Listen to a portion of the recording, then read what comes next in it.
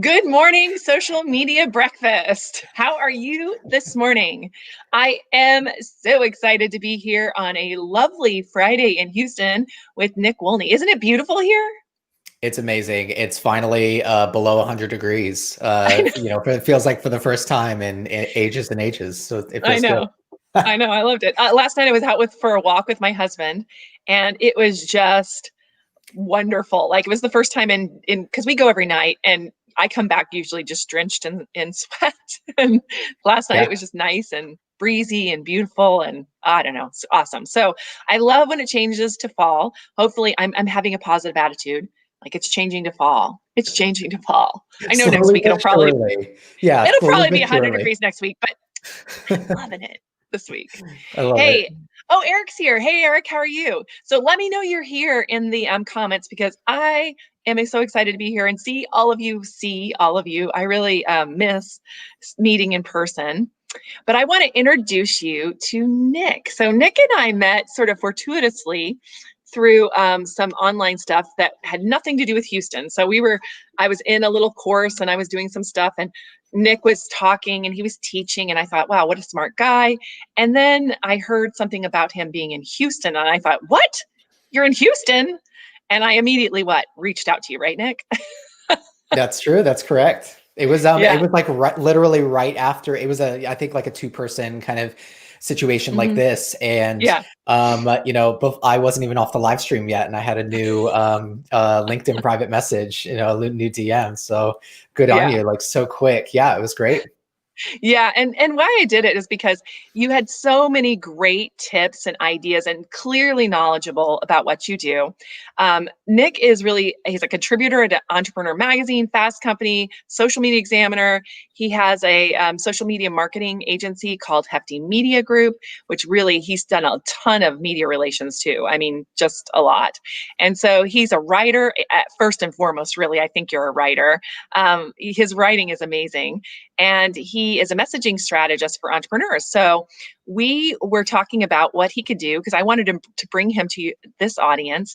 And what he does exceptionally well is taking the things that you're already doing, like media coverage or, videos or any kinds of things like that, and how do you turn those into a leveraging point for your business? And that to me is one of my pain points all the time. So I wanted to bring Nick here to really talk to you about that today. So is there anything I missed in your bio? I know there's a lot you've done. Anything you want to tell us? No, I mean, you've totally got it. Other fun facts. I'm celebrating, I've lost about 100 pounds, and I've kept it Oh my off gosh. for 17 years. So 17 years this month. That's like almost a person's adult, like Wow. entire childhood and Well, my adolescence. child, I have a Mhm. child that's 16, and he feels like he's been alive forever, but Do you feel like he's been alive forever? no, he's great. I love Kylo. And actually my the team here, a lot of people that are in this chat know who he is because he's come with me to lots of social media breakfasts over the years. So there you go. Oh, so Yeah. cool. Yeah. Yeah. Good community. Well, congratulations. That's amazing. Healthy lifestyle. Awesome. That's awesome. We all could use that. Definitely. So, any other fun facts? I think the only other one, we just signed an additional 6-month lease at my place. So you can see I'm starting to redecorate my little office nook. But if you look Yeah. closely over on that side, oh, I'm mirrored, aren't I? Over on that side, I'm not Yeah. done. Yeah. It's hard to do So that. do you see that those are the stock photos? Like those frames, like the stock photos are still in there. So forgive Your me fake, about, your fake family. No, I'm just yeah, kidding. yeah. It's just like Whatever they. just multiples of the same photo. Yeah, Yeah. that's not weird at all. Yeah. So yeah, I'm just super excited to be here. I'm excited also to connect to people locally. You know what I mean? In so much of this online space, you Hmm. kind of miss out on that in-person interaction, and I think we're all kind of missing that a little bit right now. Especially with the nature of Hmm. social media breakfast and just also other little in-person networking things. So it feels really good to be here with the community. Yeah, thank you. I think we are going to adopt you into our community. I already can tell you that. You and I, Nick and I, getting as we got ready for this, it was almost like we were one person. We were like, and what about this? And how about that? Like writing the promo and stuff. So I'm really excited for you to be here. I really am. So let's jump right in. right into the content and talk about what I promised that I would bring to you. So let's talk about your framework for creating content, lots of content from leveraged opportunities. So let me just start with that. Say, maybe starting with, how did you come to this framework? Let's talk about that first. Like what made you know that this was a problem you needed to solve? Yeah, I think it's two big pieces. So number one is that a lot of my background is in PR for online entrepreneurs. And so for that type of audience, an online entrepreneur will perhaps get some sort of a media placement, but they have to do the extra step in terms of putting it back in front of their audience. Let's say they do like a local television hit or something like that. There's actually usually not crossover between that media placement and their audience that is dominantly virtual. So there's extra steps needed in terms of repurposing that placement and thinking of the PR placement as marketing creative in a way, right? Like a podcast interview that can become a bunch of videos. An article that you get placed somewhere or a new blog that you write, that can become a bunch of screenshots that you can doctor up and then be able to put that into a platform in a way that is native for the platform. If it's more visual, if it's more video oriented, something like that, right? So, I mean, that's a big piece of it. So that's number one. And then number two is that a lot of my training, my background is in long form SEO. So specifically writing things like ultimate guides or multi-chapter blog posts and kind of thinking through the SEO on that. So we'd have these 10, 15, 20,000 word blog post series, which is just a ton of information. And the initial problem, the client would have is that it's just sitting there on the website. Yes, it's really, really optimized for, that particular person that's looking for it and that search-based strategy. But oh my gosh, there's another college degree sitting on this website in terms of how much information you're getting and how applicable it is. So how can we extract little nuggets and tidbits out of that and put it into different social media platforms or other promotional platforms in a way that gets that right balance of piquing people's interest, but then also potentially becoming a future traffic source of some kind, right? No, I love that so much. Yeah. And what's interesting is you just said a couple of things. I want to make sure that we're clear. Number one, and oh, by the way, I wanted to say one more thing, guys. We are using the hashtag SMBHOU. So if anybody's out on Twitter or anywhere else, you can feel free to live tweet this. Also share this live stream right now to your profiles so that we can get more people in, because I want to make sure we have lots of people here to hear this, because it's something I think that's a huge pain point, huge for all of us that are doing this. So number one, I heard you say media placements, which some people may say, I don't get media placements. I don't do that. We can talk a little bit more about that in a minute. Number two, I heard you say writing your own article, like your own big long form article. And you said 10,000 words, which is crazy, but definitely something that's going on right now. People writing the ultimate guides. That's really happening so that you can get in the top 10, right? And number three, you talked about video. So like what we're doing now, right? Something like this or a podcast, which may not be on video, right? So I guess that's a fourth thing, audio. Yeah. So that's like four things. Is there more like things that you think about when you sit down with a client, you're saying, what assets do you have? Like, what do you ask for? Yeah, a big piece of the strategic efforts that we go through and that anyone can go through is looking at the content that you already have and zooming out from it in terms of what particular kind of vehicle it is. Vehicle meaning written, audio, video. Maybe some of you are doing a lot of image-based collateral, infographics, or things like that, right? So kind of zooming out from what particular vehicle or what particular medium the content itself is in, and just looking at the semantics of the content. What problem is the content solving? What problem do we want to be solving? And then how can we take the majority of that information and put it into another medium in some way, into another vehicle? What tweaks will we have to make? Will we need to make any tweaks at all? And so I think that can be a good way in terms of just thinking about repurposing to immediately start opening up, is to first get really clear on what is the end deliverable of that piece of content. And when you have a piece of source content, which I think I might be jumping ahead a tiny bit. When you have a piece Okay. of source content, one piece of quality content, a week or even a month or something like that, it is so Mhm. much easier to go to that quality piece of content, pull out little nuggets, repurpose those topics or those solutions to problems, and then those can really stack up and become a lot of your social media strategy in terms of nuggets of content that are actually really valuable. I love that. So, I mean, that right there is like gold if you can understand it completely. So, I want to deconstruct that all the way. Like, I want you to walk us through going from like a piece of like quality content to all of the ways that you would repurpose it. So, can you start? I mean, this is a lot to ask. So let's start from the beginning. Like, if I gave you, I said, hey, I appeared on MSNBC yesterday, or I wrote this really long blog post. What would be the first thing you would do? Yeah. So we could even take, like, for example, a TV interview, Mhm. because TV is really short, right? It's a 3 to 4 minute Mhm. video. That's true. If I'll do like a TV interview, sometimes I'll respond to 3 or 4, maybe 5 questions, Mhm. and poof, it's time for another commercial. Look at that. Holy cow. Bye. So yeah. So looking back through that and being like, okay, what responses did I give? What things did we talk about? And isolating each of those responses. If you're doing an article or something like that, how do you isolate each one of those sections? What is each one of these sections talking about? And so the first thing I recommend is just isolating that individual information, sorting it out. How many things did I really talk about in this interview?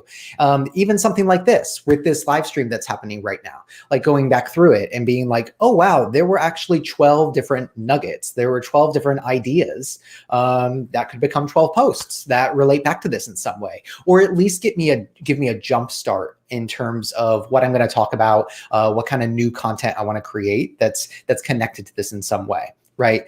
So number one, just pinpointing what were those different nuggets. Nuggets can be, you had a mic drop moment. It could be, something that was, I really like studies, statistics, facts, and figures. Sometimes you'll source some of that information to help land your point, but maybe that information, just ends up being one sentence or ends up being one backlink or something like that. So taking that information and blowing that up a little bit more. And then for those different little nuggets of content, I look at, okay, is there a way I could repurpose this into another platform? For me, my dominant platform is Medium. And then my supplementary platforms are Instagram and Facebook. I actually do more with my personal Facebook page. So capturing that information, snipping it out if it's a video, screenshotting it if it's an article, something like that, and then looking for ways to inject that information into my other channels in a way that points back to the original content. So I think that is a good way to get started with it, is once you really take inventory of that core piece of content and you're like, Mhm. okay, got it. We talked about a framework here. I talked about a statistic there. I talked about this or that here. Then that alone usually sparks your imagination, your creativity, especially for everyone here, that's overseeing a marketing strategy or a social media strategy that's going to be really pointillistic and have a lot of different smaller posts. I think that it can be a good way to kind of jumpstart your leveraging and repurposing strategy. No, I love this. Okay, so that was so much, guys. He just said an amazing amount of things in a minute, but I love what Walter said. He says, do you suggest hashtagging those nuggets? So let's talk about that a little bit. I guess it depends on the platform, obviously, right? So. Yeah. Yeah, definitely. I think it brings up a good point in that within a specific core piece of content or a piece of media, perhaps you talked about marketing, perhaps you also talked about uh, social isolation from being in quarantine. How is that changing how we're working? And Mhm. so in terms of those different nuggets, looking at, okay, what are potential hashtags that are unique for each of these pieces of content? And I think that's a great diversification strategy, so that you're not hammering the same hashtags all the time. And it's little bite-sized pieces of content, and it just allows you to get in front of different audiences. So I think that hashtagging them is definitely a good way to go. I would recommend, it's an opportunity to do different hashtags, or perhaps hashtags that you wouldn't normally do, that are maybe not completely related to your industry, but are tangential to your industry or to your expertise in some way, so that you can grow and diversify your audience. Absolutely. And so what's interesting, let's talk about where hashtags are really useful. Instagram, definitely. LinkedIn for sure, and Twitter, of course. Those are the places that you want to think about hashtags, and you use them differently in all those different platforms. So hashtagging is like its own like entire program. So this is like one of those little moments, guys. Remember hashtags? We use a lot of tools around that too. We use them for our campaigns too. I've used a tool called hash tracking. There's another one called Keyhole that's really good too, where you can track one hashtag. So like if you have a bunch of influencers using a hashtag, you can track it. So that's a cool way to do it too, is tracking hashtags yourself and then, grabbing content from that. But I just love that. You can take all of these little pieces of content that you've had and break them down into these little pieces. And that just shows your SEO background. So let's talk about that a little bit, why that SEO and that breaking it down into like different like subheads, I guess, under the big header.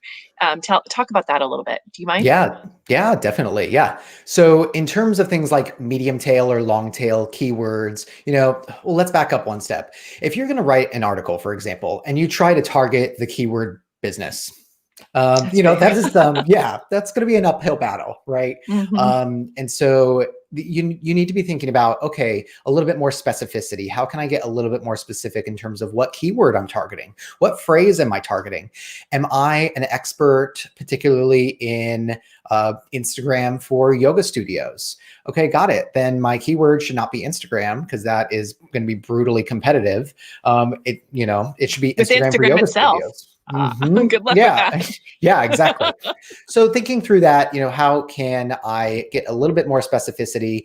What happens as a result of that is, if someone is just doing one topic, one keyword, it almost feels like you can shoot yourself in the foot a little bit. Like, I don't know, Kim, if you've ever had it where it's like, ooh, this piece of content's really good, but I don't want to waste it. Like, I don't want to use up like my one good, this happens a lot in Idea. PR. So yeah, someone's like, I've got a great idea. I've got a great story. Oh, I want to really land it in a big publication. I don't want to self-publish it. I want to really try to get it to land in a big publication. And so I think that can be a slippery slope, because as we know, content, so much of it is about production and building your musculature around being able to produce it on a regular basis, rather than trying to construct the perfect article that's going to go viral and make you famous. It's just a more, not only is it a more tactical approach, but it's more sane. You'll feel more sane as you do well. So thinking through, okay, I've got these different little nuggets of content. I've got this piece of content that talks specifically about Instagram hashtags, but then I've got this other part I talked about where I talked about Instagram photo size. And then, here's another part where I talked about, how a multi-photo post or a multi-video post, mixed media post in the feed, had a higher reach or had higher engagement based on my own personal metrics. Those are all different little nuggets that can potentially be slightly different audiences. I also like thinking of it as, in terms of content repurposing, either zooming in or zooming out. So if you are zooming in, so if you have let's say you have an article or something like that, you're talking about, let's keep with it, 3 things to do to improve your Instagram profile. You can zoom in on any one of those topics, and you probably have more to say about that topic. Like, if you really sit and think about it, you're like, oh, you know what? I could add a tutorial, or I could add an example, or I could add, even just some historical information. Multi-photo is a great opportunity because it just came out a couple years ago, something like that. So you could zoom in and talk more about some of those subheads. You could also zoom out. Oh, go ahead. Okay. Go ahead. No, do the zoom out. I want to ask you a question on that, but go. Yeah. And then you could also zoom out, right? So, okay, you've got 3 tips for an Instagram profile. What if you zoomed out? What if those were 3 tips of 10 tips that you had overall? So then you could possibly talk about that, taking that piece of content and then talking about it in a more zoomed out approach. So I think that's something to be thinking about as well. I know you use Medium, which is a really kind of a blogging platform. So I'm going to ask you a quick quick question, because I think people might, I have this question sometimes too. So, should you make a really big article, like a big post, or should you make, and then make lots of little ones after it? Or should you make a lot of little ones and then roll them up into a big one? From an SEO perspective, what tends to perform better, if you're going to do a post that is, say, more than 2,000 or 3,000 words in length, having it be multiple pages, creating almost like a chapter by chapter experience tends to do better. It's stronger for SEO because as someone reads through, they'll end up visiting multiple pages of the site, right? Also from an SEO perspective, each chapter can target a different keyword or keyword phrase. Whereas if you have one big post, you can really only target one keyword. So that's something to keep in consideration as well, in terms of as you're thinking about that, right? So you can totally do, I think Neil Patel is a great example, right? 5,000 to 10,000 words in a single post. He's got an entire team. Oh my gosh, it's your son. One of them, the younger one. I love it. Yeah. Sorry. So no worries. So I would recommend that based on my training and my experience. If you're going to write something longer, if you want to write a big core piece of content, then you should chapter that out just because you want to give yourself more opportunities, right? You want to be able to target more keywords. Sometimes you'll find that the keyword you targeted in chapter 4 or 5 ends up giving you 80 or 90% of the results in terms of page views, subscribers, and opt-ins. But you have all of the links at the bottom. So like, do you do them at the bottom and just like have a list of all of the articles and like, in a chapter? I love that. Yeah, you can do it as like previous page, next page. We recommend that you do a table of contents at the top of every page. That way, when people, let's say someone arrives in chapter 7, something they need to know right from the beginning is that they're in one piece of content within an overall series. So I think that that's a good way to think of it. And it's going to get you a little bit more bang for your buck. Not a lot of people want to read a 10,000 word post all in one sitting, especially on a smartphone. And in terms of optimizing for that in the future. So I think you'll get more read time. You'll also get better, just website health, read through time on page, bounce rate, all that. All those yummy metrics. People will just spend more time on your site if you split it up in that way. Yeah. Now that being said, you see all these ones that are these like the ultimate guide articles that go on forever and ever and ever. Is that doing better with Google? Or I'm sorry, I'm digging into the SEO part of this, but I think it's interesting to know. Yeah, well, it actually goes to On had a question as well. So from an SEO perspective, articles that have about 1,500 to 2,000 words tend to do the best in terms of lifetime number of shares, comments, using plugins like Discus, stuff like that. So as they've begun to look at the I guess it's still called the blogosphere. I don't know. I don't know. I mean, I'm dating myself too because I know exactly what you're talking about. So sorry. Yeah, I'm with you. No one says that anymore. But yeah. So in terms of when they're measuring the data and the metrics, it's like, okay, what types of articles, what length of articles get a lot of lifetime share value? Not necessarily immediate share, not flash trash or super small listicles, or something like BuzzFeed comes to mind that has like high view rate, really easy and crunchy. But when they looked at lifetime shares, articles that did 1,500 to 2,000 words tend to do the best in terms of people sharing that. It's enough meat on the bones, but it's not something that feels like a book to read. And so to go back to An's question, we would structure it as if we were going to put together like a 10,000 word post of some kind, we would want to construct that as 5 to 6 blogs that were about 1,500 to 2,000 words in length. And for most people, like if you wanted to do a deep dive on a topic, 1,500 words to 2,000 words is usually enough for that one specific topic. And then you can kind of create a little bit of a cliffhanger experience where it's like, okay, well, now you've got the Instagram hashtags, but have you thought through having the right photo size and taking up more space on the screen? Well, we're going to talk about that in the next chapter, and the link is right here. So then it kind of like leaves them wanting more. I love it. Yeah. I love it so much. Yeah, so that really brings up this idea that we had talked about, which is this evergreen content idea, because if you have a chapter of 7 books, by the way, that's a good way to write a book. I know some friends of mine have written books that way. Shell Israel wrote some books that way, and other people wrote some books that way, where they wrote them one chapter at a time on a blog, which I don't think people are doing that anymore, but I think it's a great idea. So talk a little bit about evergreen content, and how often can you go back to the well on these pieces of content? Like, so do you share them like every week, or do you share them like once a month, or like how often would you share evergreen content?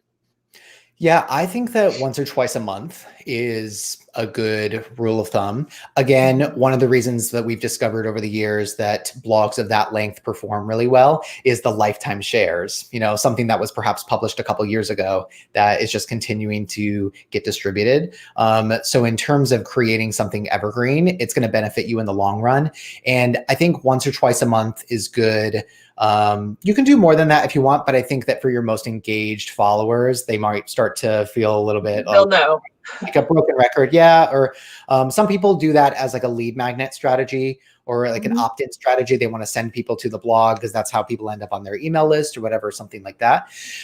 What's nice though, is that when you have that evergreen piece of content in place, then you can be more flexible on social. You could talk about it in every month of the year. You could talk about it, based on what's going on in the world, which I think as we've seen in 2020, maybe you can't plan your content a year in advance, right? Because things come up that kind of change the situation.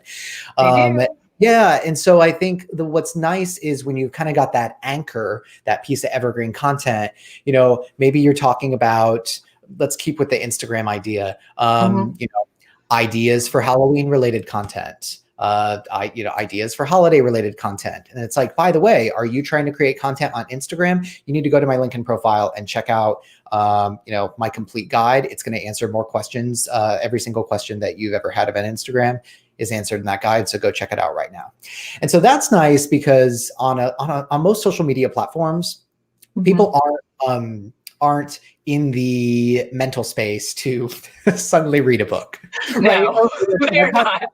Let's go read like 1,500 words or, like over 7 pages. Although they do grab you in because, like they have these little things. You see them all the time in the ads, celebrities and what they look like now. And then you click on it and it's like the one celebrity and they're written terribly, by the way. And you see their names and then you go to, and it's like next slide. And they have like this slideshow with all these ads around it. Right. But so those are small though. Those are like small little snippets of text. This is more like actual real depth of information, right? Right. And I think that you can even structure it as giving people a little bit of value in a post and something like that. This actually circles back to, this repurposing strategy that we talked about. If you have 10 or 15 little tips that you gave throughout that blog, each one of those tips can be its own standalone post. And then you're like, hey, this was one of over 15 free tips I gave in a blog post about Instagram. Do you want to check it out? Well, you can go back to that post and also link to each one of those as you write them, right? So you can continue to relink, and those cross links work really well. Right. Exactly. Okay. So now we've got our blog post. So now tell me about a media interview or a media hit.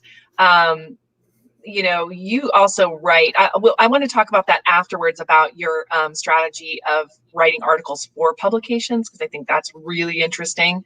I'm kind of interested in that myself, and you have a little mini course about it. I bought it the other day just because I'm like, I gotta know. Thank you. What's gonna happen here?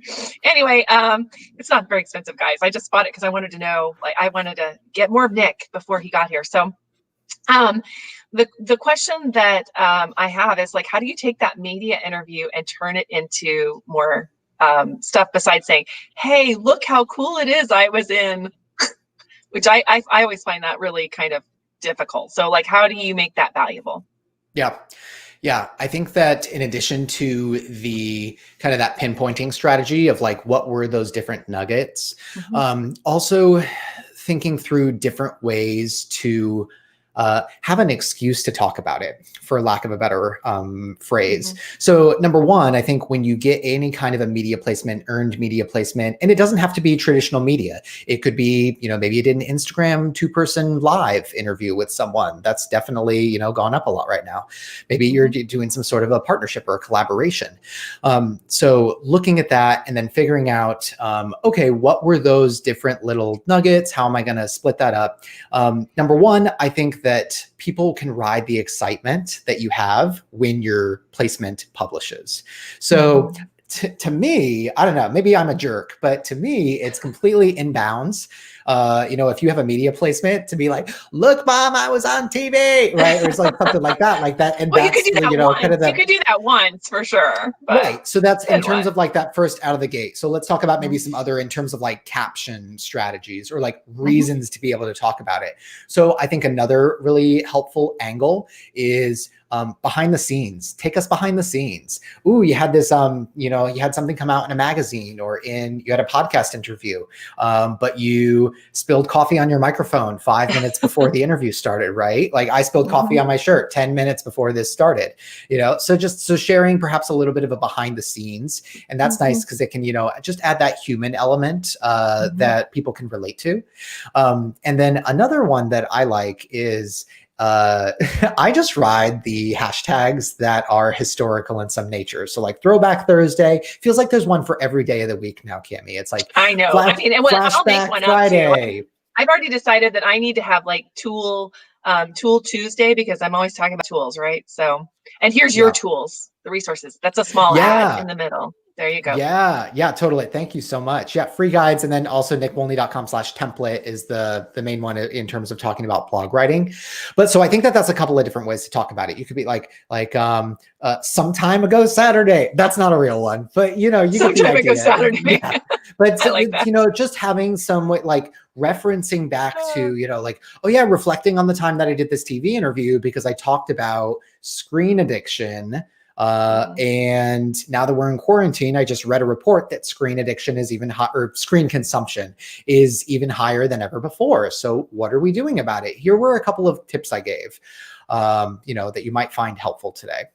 So just looking for, you don't even have to go back to the actual media interview to do that either, because I think that's really interesting too, because, like, for example, I do a lot of radio interviews here in town, and they don't actually have the clips of the radio. Like they don't have the recordings, which is weird, unlike a lot of places. So how would you do something like that? I mean, I guess talk about what you talked about and just say, hey, I was on this radio show and they asked me these questions. So you don't even have to like necessarily link back to the source material to make it worthy, right? Yeah, that's a really good point. You don't have to necessarily, be providing that backlink. I think also for many followers, they won't go through and consume the full media placement that you had, right? Like if you have a 15-minute radio interview and you post that on TikTok, then, like it's probably going to be a pretty small conversion percentage of people who actually go through and listen to a 15-minute interview. But if you just give the, give the highlights, and then can't do that on TikTok, that.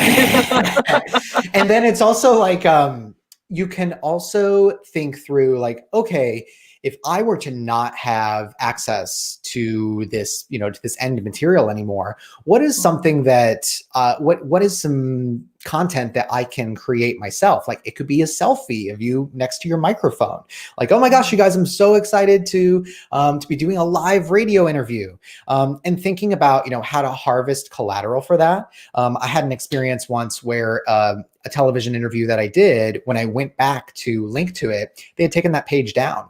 And so I lost the interview. Right. So thinking through it, especially, if you're a social media expert or you're a social media provider in any way, like, okay, we've got that placement. We want to capture evidence of that placement for further repurposing opportunities. So whether it's screenshots, whether it's, for radio or for podcast, going in and downloading the actual file to be able to reference later, any of that kind of stuff, like harvesting the actual placement and getting that evidence, getting those receipts.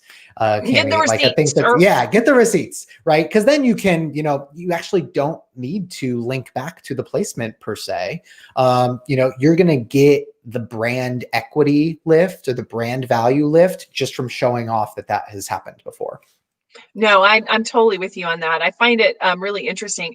So there is some issues around that too, because I mean, taking clips from media and putting them on your own social media is that, I mean, is that frowned upon? Like what'll happen with that? That's a good question in terms of, like what happens with copyright infringement. Mhm. Yeah. So when taking a piece, you don't want to post the entire piece, right? You can generally, you'll be okay with posting a small snippet, a clip, something like that. Think about on YouTube, how many YouTubers will take short clips from movies, things like that. How the copywriting works is like by posting a small clip, you're not implying that you are NBC News, right? And Right. that's what they're going to be looking for in a copyright infringement claim. So that's a good question. If you're worried about it, then a couple of other tips. One, you can slightly speed up or slow down the speed of the segment. Let's say it was, like a video, like a short TV interview or something like that. You speed it up by 5 or 10%, or slow it down by 5 or 10%. Then you have a different piece of media. Then it actually is, you'll step outside of that from the content or the copyright infringement perspective. You can also experiment with, maybe you want to do something visually interesting. Maybe you want to throw some different filters and stuff like that on it. So that can also be a way to be able to dance around that. But it's good. It comes up. It's like, oh, what should I do? But in terms of fair use and how that plays out, the claim would be, hey, you're trying to say that you're ABC News. Hey, you're trying to say that you're Forbes. So you just want to make that clear. It's also something you want to do if you're going to use a media logo of any kind.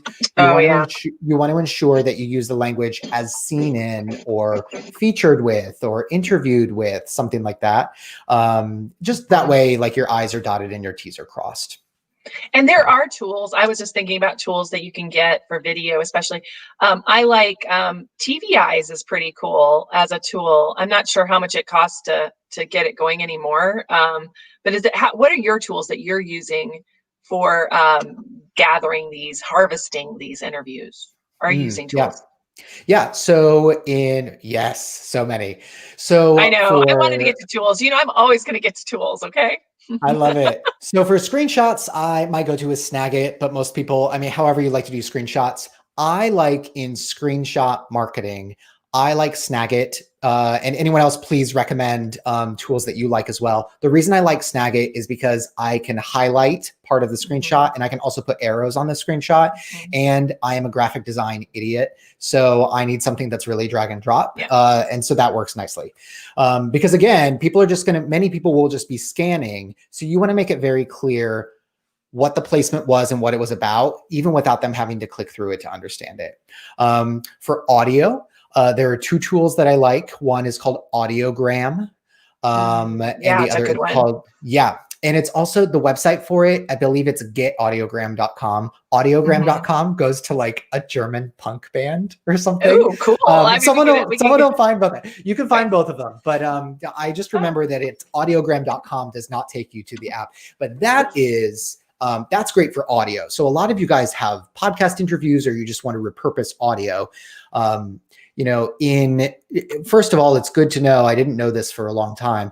In Apple Podcasts, you can go in to, on your hard drive, if you've downloaded the podcast within podcasts, you've actually downloaded the MP3.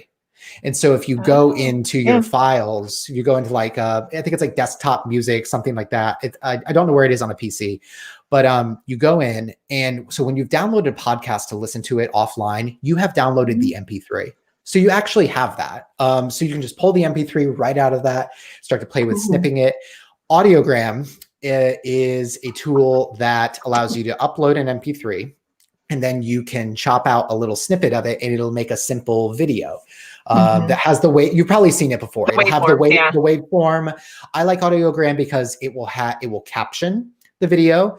And since we know 90% of videos on social media are watched with the sound off, That's a way to ensure that people like understand what your mic drop moment was without Mhm. actually having to unmute. Maybe they're not able to at the time.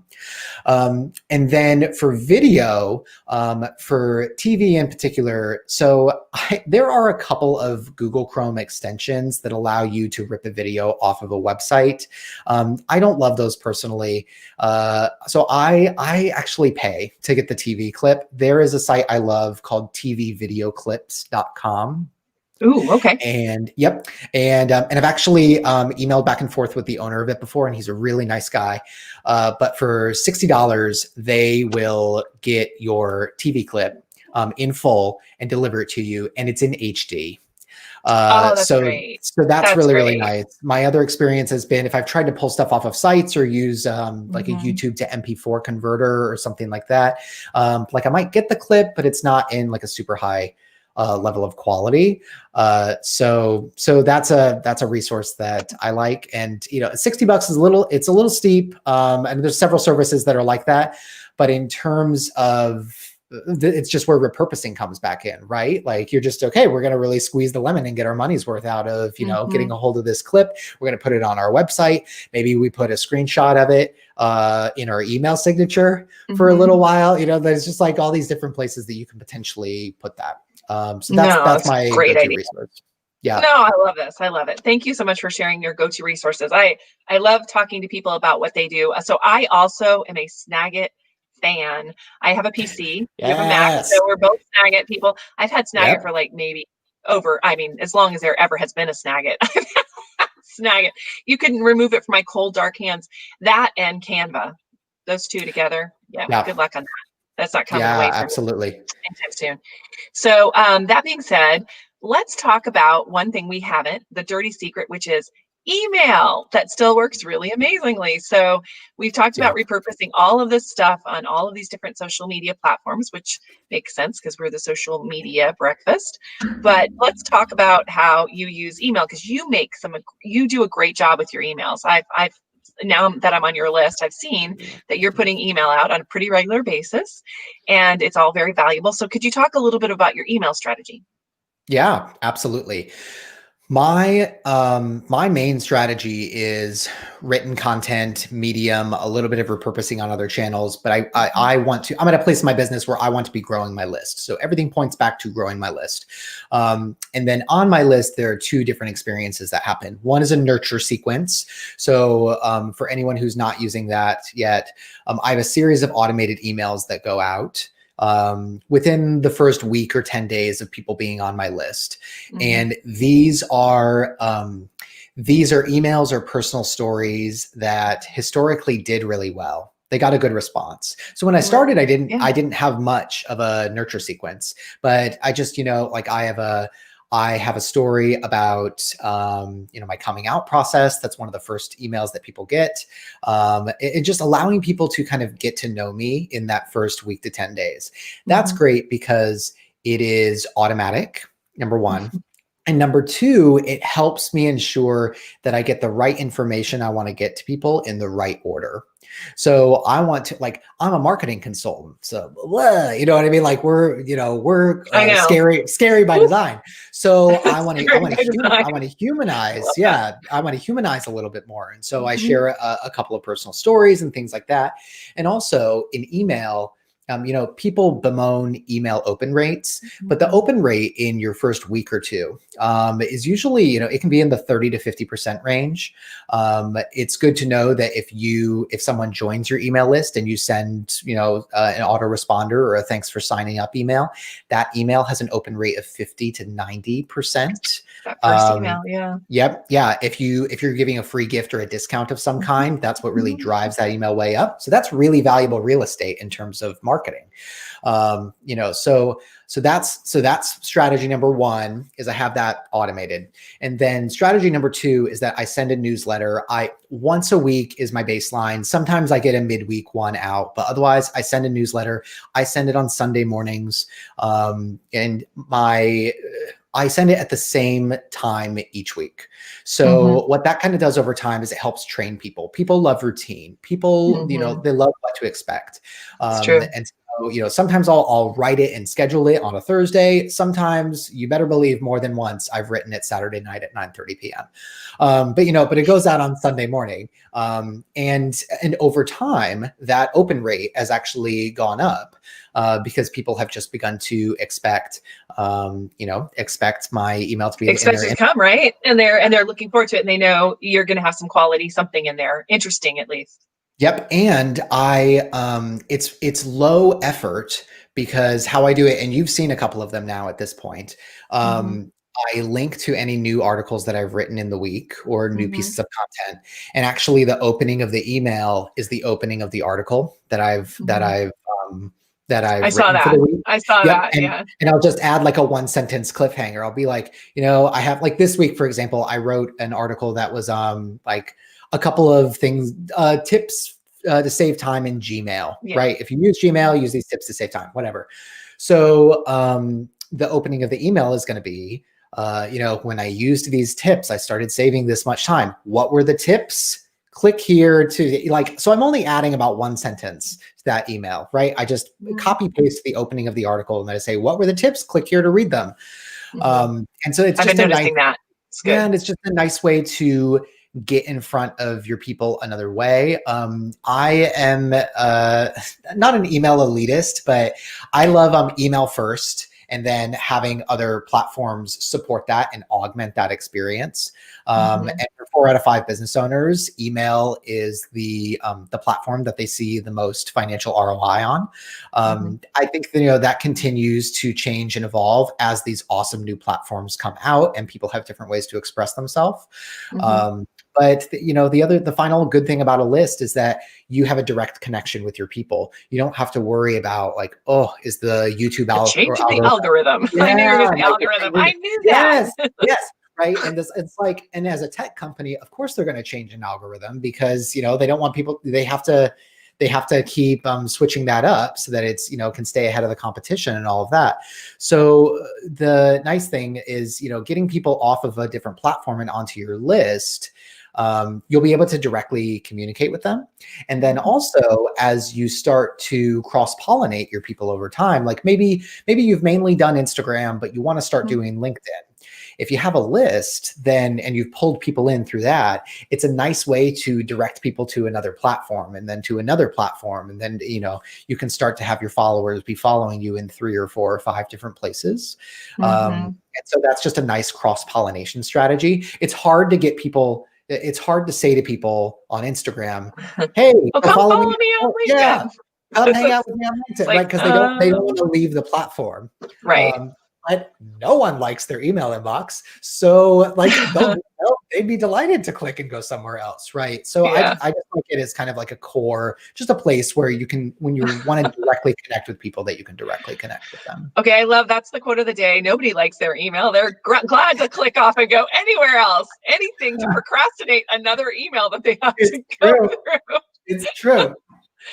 I love hate email. I have to be really honest. I mean, I've gotten to the point where I understand it and I love it. And I use it obviously for the business, but oh my gosh. I mean, yeah, I'm with you on that one. It's also good in that I think that brings up a good point, Cami, that people don't like email and they don't want to get another email. Right. So for them to join your email list means they are interested. Like I would assert it takes a higher level of interest for someone to join an email list than to follow you on a platform. Following on a platform, it like feels casual, like I want to keep in touch, things like that. It's more difficult to get someone to join an email list. The average person gets, I think the average worker gets about 120 emails a day. You get more. Yeah.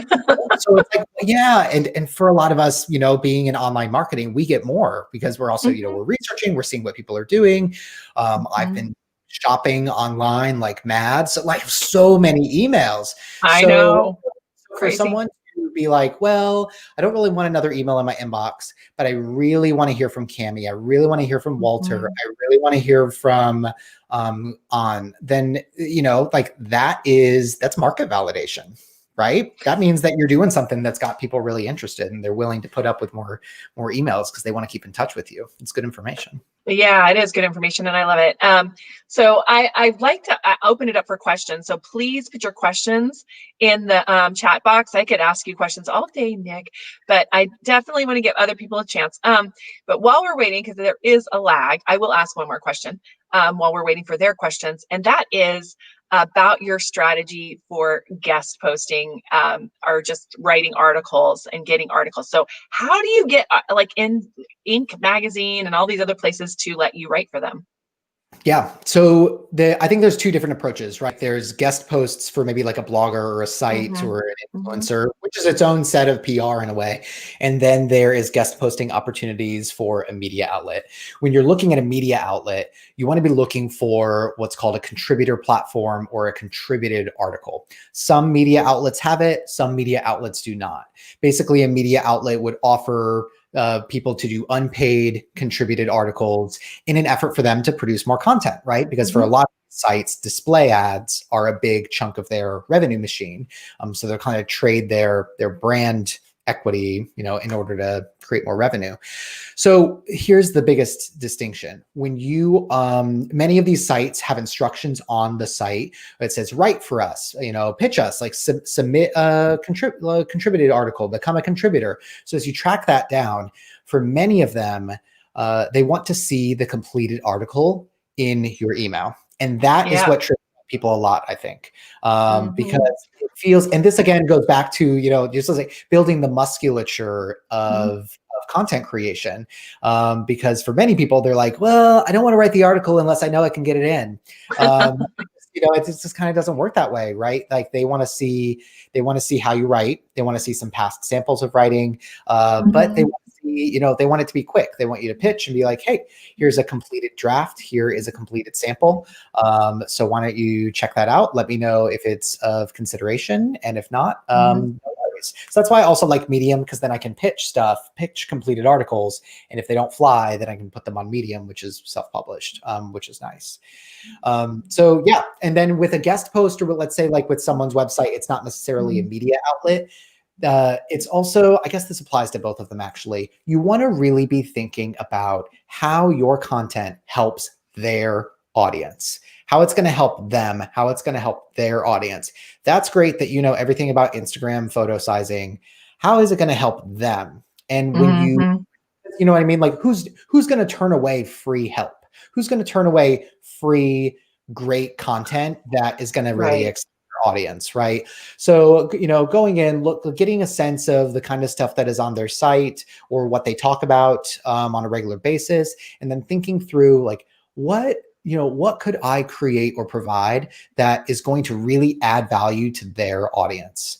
And when you take that approach in a guest posting strategy, that's when doors start to open, because 90, like Yeah, 90 because most of the time people. they're trying to get a link from you. I mean, I get a lot of these pitches all the time, right? So Yeah. I got one even this week from a guy, and it was well written, but he was like, he's a parenting writer, and he's talking about, I want to do these parenting tips for you. And I'm like, well, I'm a mother, but like my site is all about social media marketing. Like, like it's a disconnect, or the people that pitch me for our podcast website. Like, we want to write an article for your podcast website. I'm like, these are like show notes for like podcasts. I don't know. Yeah. It just shows that they don't like look at it. They don't know what they're talking about. So Yeah. And I think that's a great point in that, most of the people pitching don't care and have done almost no work. So yeah. just by caring, I know. you'll It's like so almost easy. go It's to the like a front of the low line. bar. It's like the lowest bar possible. Yeah. Yeah. So here's some questions. I've got some questions for you. Here we go. So Great. Savannah asked this one. What would you say to businesses who have a successful monthly newsletter, but of late viewership has dropped, and we believe due to people staying home and constantly being inundated by emails, so they simply don't look anymore? Yeah, I think Okay. it's a great question, and I imagine that, as I know, the parents that I know, back to school was and like an email torrent, right? In terms of just logistics and things like that, I've like got nothing we've three ever kids seen and they before. each have 6 teachers each, and every Oh, single one of them send me one email pretty much per week at this point, but the first day, every day. yeah. Totally. So I think two strategies that I like, Savannah, that I don't know if you guys already test out, but you might want to try. One is with most email service providers, you can grab the display link of your newsletter. And so having that as a link, maybe you put that into your socials just in terms of Mm. pumping it out. And then that's a way to have, have followers or have your audience experience your email content without actually being in their email inbox. So that's nice. That could be, a potential That's a good one. approach just to get that actual information. And I think a lot of us forget about or don't know about that after you have sent an email newsletter, your email provider will give you a display link. It'll literally give you a URL. And you can use that URL around the internet and on your other platforms just to help, like if you've put blood, sweat, and tears into your newsletter, let's get some eyeballs on it. So that's tip number one I'd recommend. And then tip number two, perhaps you experiment with re-emailing your unopens and doing that at different times of the day or the week and just kind of get into that market research mode of, what might be the best time to Change the subject send. line though. Change the subject line Yep. when you do that. Yes, thank you. Change the subject line, change the pre-header text. But otherwise, sending it to your unopens and using this time to explore, if your market has changed or if your audience has changed. Perhaps they are still reading, they're just, processing it at different times, because time and space have no meaning these days, it feels like. So it is just like, maybe someone's email power hour is 8 to 9 p.m. Or 2 o'clock in the morning or whatever. I don't know. Are you speaking from experience, Cammie? Last night? I don't know. Yeah. So I think it's, and it's nice because it's just a safe way to start to get that information. They're already on your list. Maybe after doing that amount of research, you guys make a decision to move your newsletter cadence to a different time of the week, just based on, what's going on and people now entering month 7 of quarantine and just, having this kind of cobbled together experience between work and home. Also, Maybe I their think it was behavior your is tip. changed. I think it was your tip too. I think this came from you, Nick. Tell me if I'm wrong, but I think it did. You also talk about throwing them off, like, short versus long versus, different site. Like she talks about newsletters too being, is that like a formatted newsletter with all those little photos in it and all the different things that looks more like an ad, like changing the format. I think formatting is part of the issue. What do you think? Yeah, I think it's definitely worth experimenting with and testing it just to kind of see what works, what doesn't work. For me, I don't do a whole lot of formatting because I'm just doing consulting, but I will often test between, okay, if I give someone the whole article's worth of information in the body of the email versus if I do my kind of little cliffhanger thing to encourage click through, which of those seems to be more interesting? Maybe my people have 40 tabs open on their browser right now. And so they would rather just, read the email, read the email in the body of the email. Yeah. And just kind of seeing if that, if that generates interest or, how people are behaving. I think for just about everyone, their market has changed a little in terms of behavior. So it's good to, test some different things and see what might get more interest. So Alvin is asking a couple questions here. I want to move on to that because we're running out of time, but I want to make sure we have time for them. How do you get people to click on a link in a time of cyber scams? Yeah, I have personally gotten more text scams, weird email scams, spam emails, I feel like in the last 3 months than in the I got a last spam 3. Google Drive, Google Doc spam. I have 2 actually. That's so weird that you brought that up.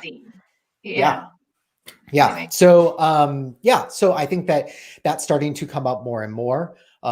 Something that I like is, just showing people a screenshot of what they're going to land on. Just like here's an example. I've written this new article. Here it is on this page. Here's a little sneak peek of it. To read the full article, you can click here. Depending on your audience, I mean, for me personally, putting the whole link in, that throws my audience off more than just backlinking click here or putting a button of some kind. You might explore that if you usually do backlinked text Mhm. as your links. Maybe Oh, you yeah. do shiny, sexy buttons instead, just so that it See, that feels a works. little bit more, a little bit more professional, Okay, so something this is like a that. weird, but there's this thing called the Button Factory, and I'm not kidding. DA Button Factory. Katie, you can look that up and put it in.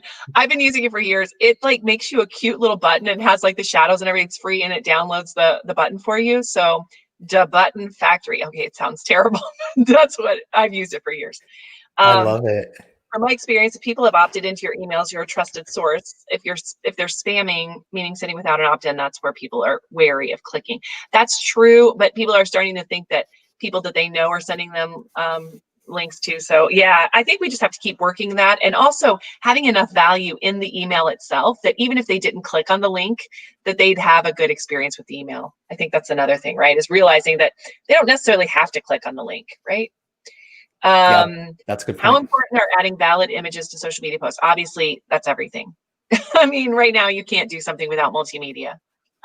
Images, video, you got to have it. I think. Yeah. Don't you And agree with that? I think it also, thinking through how to make I like this little jingle, make the creative native, like the Mhm. creative referring to, your photos, your videos, things like that. Sometimes I will see someone take one image and blast it across every single channel. And for a lot of channels, it ends up being incorrectly sized or it's hard to read.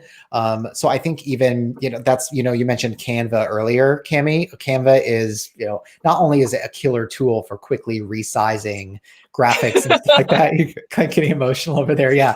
Yeah. But it's free. You can do a lot of it for free. And unless you're going to Mhm. do really fancy stuff, Mhm. you can pay the 10 or 12 bucks a month to do the fancy stuff, but for a lot of us, in terms of things just like resizing, it can be free. So And I don't know, Alvin, what this means exactly. I'm going to try to understand this. Who do you pitch story ideas to? LinkedIn or on LinkedIn? Oh, maybe for media? I don't know. I'm not sure about this. You may need to like tell me what you mean by this. I don't know. Does that make sense to you, yeah, Nick? so I think, so in PR and media, there is an increasing culture of pitching an editor, a Oh, journalist, or a on producer social media. via DM. Yeah. Like Yeah. slide into the DMs rather than slide into hmm the email inbox, right? On Twitter for Um, sure. Yeah. yeah, like, and it's become a thing, and sometimes it works, right? That's hmm ultimately a person on the other end, and they're always looking for story ideas. They're a journalist.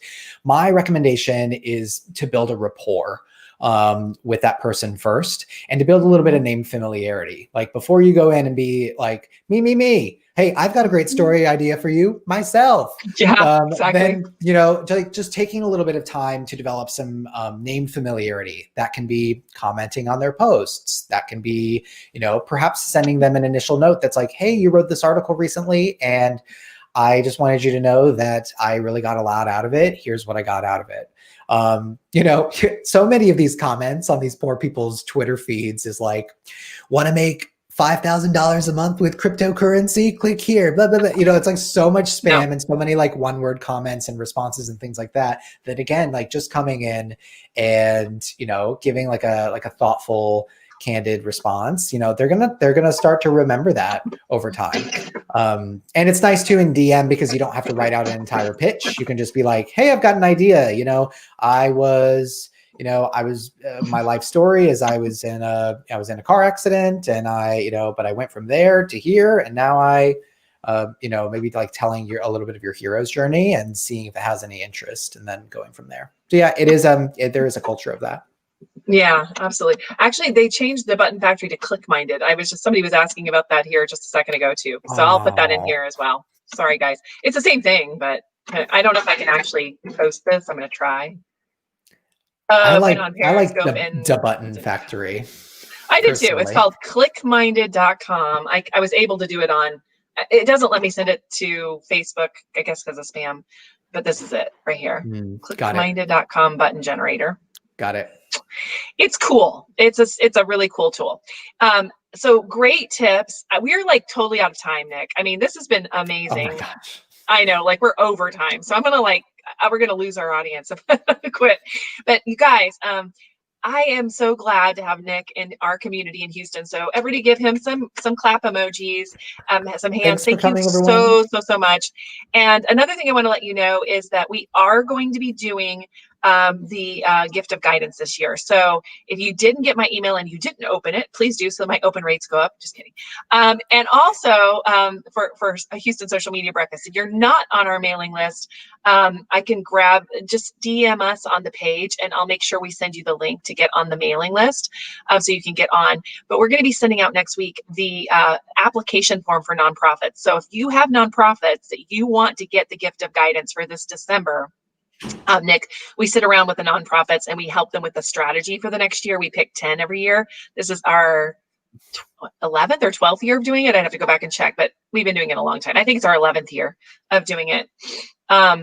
We are going to do it. So how it's going to work is that Rebecca Council, who's one of our awesome attendees, she's I know letting Rebecca. us, yes, you know Rebecca, she's letting us use her, she's got a multi-Zoom thing, where you have all the Zoom rooms and everything that you can do. So we're going to do it on Zoom this year because of the pandemic. So we're going to be safe. We're going to do it on Zoom. But we're going to use Zoom to do it, not like Facebook and all that. So we will have probably a live stream of some kind around this, like maybe the topic, but we're going to do the actual gift of guidance in small rooms. So I'm looking for table leaders. I'm looking for scribes. It's going to be a lot easier to be a scribe this year because you're going to be sitting at your desk. So let me know. I just need somebody to take notes for each group. It's like one of the most important jobs and the hardest one for me to fill. So if you guys could think about that, everybody wants to be a table leader. No one wants to be a scribe. So I only need 10 table leaders. And so anyway, there you go. So let me know if you're interested by DMing us either on the page or to my personal account. And we will put out an email next week with the link for how nonprofits can apply. And that's due in October. So if you guys can help me spread the word on this, that would be great. We really want to be able to do this year again, and it'll be a little bit different, but cool. And what's nice about doing the Zoom rooms where you can do them in one thing is that we can Zoom around to different rooms and talk to different people. So I'm excited about that, the smaller group aspect of it for us to do the face-to-face.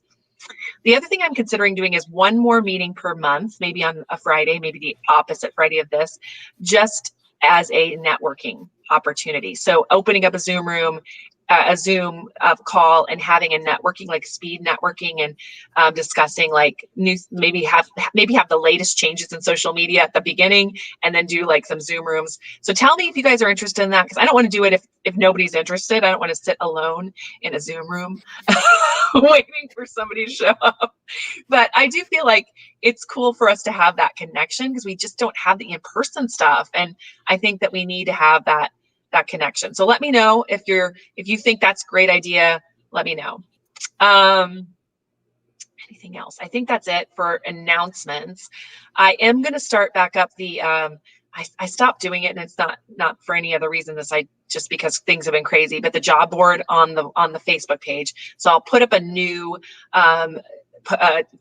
pinned post where if you do have jobs to offer, please put them in that post. And so for those of you that are looking for work, please watch that post and share it as well so that other people can put their jobs in there. If you know of jobs that are being offered, like, link them in. Like if you see a link somewhere else, let other people know that this is happening. I think it's good for us right now, especially with people being out of work and so on. I want to make sure that we're helping each other as a community. So I think that's it. Well, do you have any final words to say, Nick? I mean, I don't think so. Like, it's great being here. I think just my final tip is rather than trying to, create the perfect piece of content, I think my experience, you end up going so much faster in the long run, and it's so much easier if you just work on improving your content muscles, your content creation muscles, sending out something before it's absolutely completely perfect, testing out new stuff and, always testing with things like that, newsletter times and different types of posts. Everyone's audience has changed because of the pandemic. So there's no better time to kind of get back to that scrappy, will this work? Will it fly? Kind of energy. Yeah. And I'm going to actually put your template thing up again. So if you guys want to get a little bit more from Nick, you can go and download his template, which has some of these things on it and a few more like more practical things. So definitely go grab that. Get to know Nick because he's amazing. I'm really happy he's here in our community. So hopefully you'll come back and hang out with us. That's my hope. I'd love So to. Yeah. awesome. Cool. So thank you guys very much. And we will see you next month. Bye. Bye.